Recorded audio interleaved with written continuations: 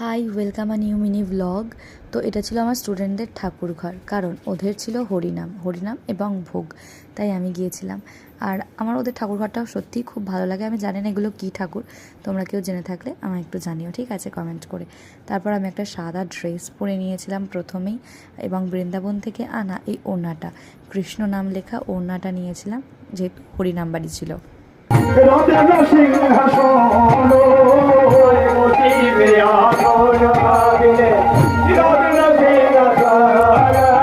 তারপর একটু হরিনাম শোনার পর আমরা চলে গিয়েছিলাম, বালক ভোজন হচ্ছিল সেখানে খাওয়া দাওয়া করতে।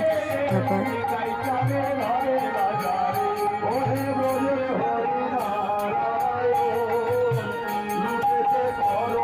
খাওয়া দাওয়া করার পর হরির লোট হচ্ছিল। তারপর এখানে হচ্ছে যে তোমার দধি কাদা হচ্ছিল। তারপর এই যে আমি একটু নাটক করছিলাম।